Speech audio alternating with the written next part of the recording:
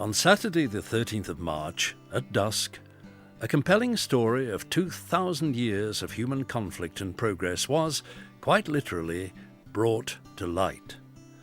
As the first beacon was lit at Segedunum Fort at Wallsend, the event began.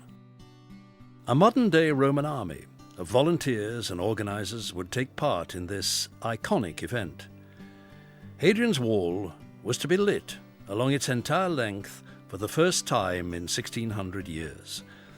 It would be an unforgettable occasion and bring together local communities and people from all over the world to celebrate this unique and enduring symbol of the Roman Empire.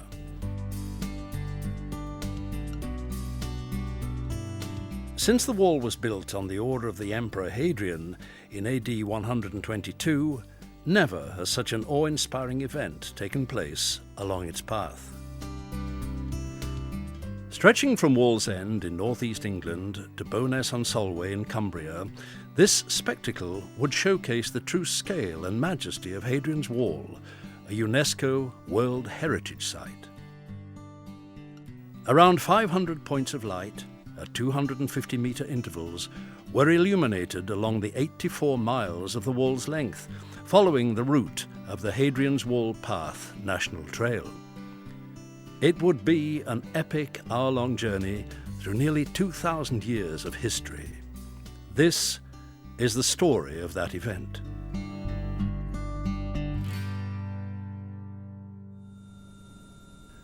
The Romans were one of the most intrepid civilizations in human history. Their legacy as military conquerors and empire builders is pervasive in our language, laws, and customs. But it was their expansion into northern Britain that has given us the most enduring symbol of this fascinating past, Hadrian's Wall World Heritage Site. Built in 6 years from AD 122, Hadrian's Wall was a colossal engineering project. Hadrian's Wall was built at a time when the Romans had been having a bit of a tough time trying to move on up into Scotland, and the Emperor Hadrian realised that the empire had slightly overextended itself. So he decided that it would be a good idea to build a wall across the north of England and really manage the boundaries of the empire. Along its entire 84-mile length, there is still much to see and admire today, from the stunning backdrop of the local countryside to the various sites of archaeological interest, 11 forts, many mile castles and turrets with superb ditch defences. The Romans built a fort approximately every 5 miles across the wall. So in the whole frontier structure now we have 11 major Roman forts. Each of those housed somewhere between 500 and 800 men. There must have been, somewhere in the region of 20 to 30,000 people living right across Hadrian's Wall, and therefore much more populated in the central section than we would see today. The idea for the event had its roots here at Hexham, Northumberland, the offices of Hadrian's Wall Heritage Limited. A halfway point along the wall, there would be no half measures here. From initial meetings with Culture 10, things would grow and grow as the scale of the operation and the potential became apparent. They would need all the help they could get. It was an idea that was thrown in at a staff meeting, and we all thought, how would this ever happen? We were all nervous at the start of the day as to how would this pan out, because we didn't know if it's going to be a success or not. We needed volunteers to help us in the sort of planning and the delivery of the project. So we drew upon our current volunteers who are out on the Hadrian's Wall Path National Trail, and because they have a knowledge of the trail and of their section, and some of them have walked their section once a month for the last 5-6 years, so they knew it quite intimately. We knew we would need a lot of people. Initially we asked for 500 volunteers to come and help us man 500 points of light, one every 250 metres, right the way across the wall. Within 6 hours of putting our call out for volunteers, we had already 476. And within a few weeks, we had nearly 3,000 people who'd volunteered. We needed to make sure that we had a project that would deliver an audience for the northeast of England and for the northwest of England. Here we have an opportunity to share this very important piece of national and international heritage with the rest of the world. And what that could mean, of course, is that we're inviting people to come and really appreciate not only this wonderful piece of heritage, but also the amazing landscapes right across the north of England, from the Solway Firth right across to the urban landscapes at Wallsend in the northeast. Hadrian's Wall runs through some of the most beautiful landscapes in the north of England, and the help and cooperation of local farmers and landowners would be vital for the project to succeed.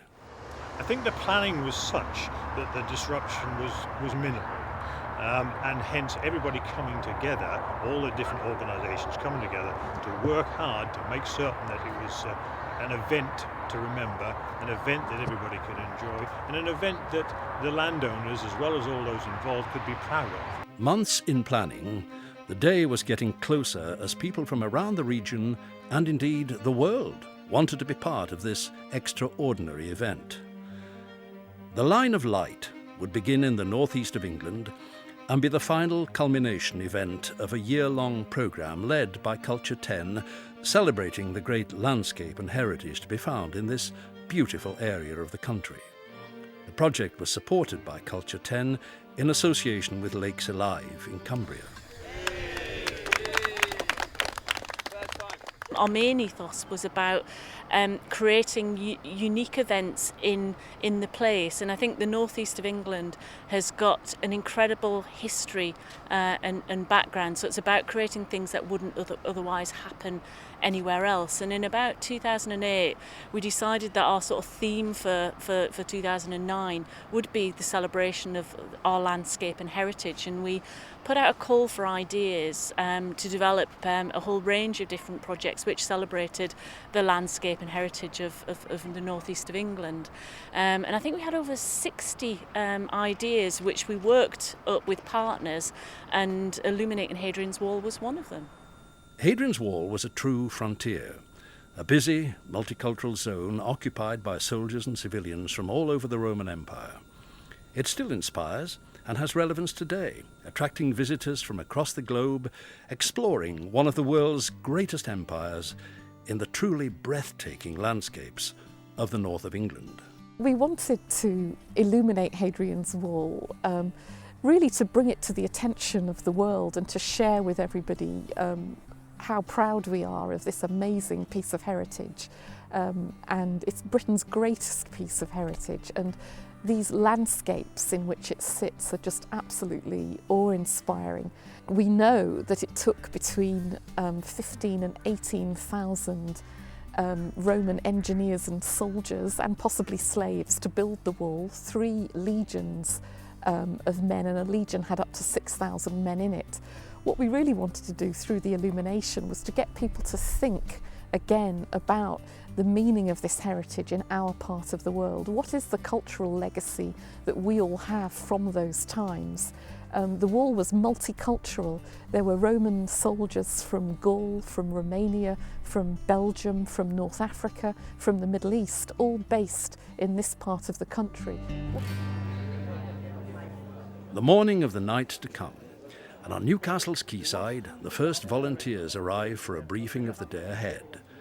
Everything needs to go right and look right. Oh my word. Yes, no, it's heavy. It's 1,600 years old. Really? That's the last time the Romans were here. So don't touch the gold bit. And there you go. It's heavy, but you're all right. Yeah, there you go. Helmets were in place, but not all the volunteers were. Yet, time for the roll call. How are you all doing? I'm Ricky. I'm just going to do a wee roll call just to make sure you're all here. Ciao, I'm Nazarena. I'm coming from Italy, and I'm extremely excited to be here illuminating Hadrian's Wall on the 13th of March. In 2 days' time, on the 15th of March, is going to be Julius Caesar's death anniversary. So, Beni Vidi Vici. Graham Stevens from New Zealand. We don't get exposed to this sort of history back home, so hence the reason why I'm here. I think it's fantastic, quite frankly. I think it's a once-in-a-lifetime opportunity to be involved in something like this. So, yeah, really, really excited. My name is Alison. I'm from Belgium, Brussels, and we're very excited to be here we heard about the event a few months ago and write a really cool little resume to make sure that we've chosen through all this. We were really excited to come here and spend a few hours and be part of this whole event. Fresh from such showcase events as the Beijing Olympics, Hadrian's Wall heritage was supported by internationally renowned events organisers Flux and many local organisations. Names, numbers and designated tasks were given out, and then, of course, came the health and safety brief. The burners, I'll take these outside in a bit just to show you how to put them together, take them down, a few of the safety aspects of them. I'm basically going to split you up into twos and place you along the line of light that we've got. As soon as 1745 comes on, the burners get lit and the candles get lit, and you stay in position basically. The helicopter will be flying fairly low. Hold your points up, the big candles, hold them up, wave them around if you want. I've managed to get hold of a spare few candles as well, so everyone should be able to have light to make it all happen. The Roman army may have felt the cold, but this modern-day army of volunteers would not, if they could light the beacons properly.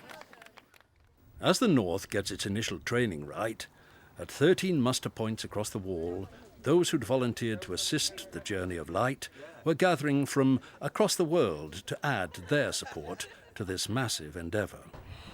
I didn't know nothing until he said me about the event. Then I say, oh my God, it's very interesting. We're all down from Edinburgh for this. We've travelled, hired the car, etc. and come down to set fire to things on the wall. Fire and a stick, it's what we love. More adrenaline's running, so it is. This is what we expected, yes. This is the muster point for 350 people, so the atmosphere is absolutely tremendous. It's all tremendously exciting. This will be a truly international event. It's just totally amazing, and when I heard about it online I thought, oh my goodness, I've got to really try and get involved with this, and no matter what it cost, I was going to come over here no matter what. I love history. It's 1600 years since the Romans actually left this area, and this event is just amazing to think that it's going to be lit from coast to coast. To come back just for this, and it's going to be with me for the rest of my life. The spectacle, though, needs basic training, and the Flux staff are on hand. Here, it's burners and flares that people will learn to use safely. Further down the wall, they were learning the art of Roman artillery.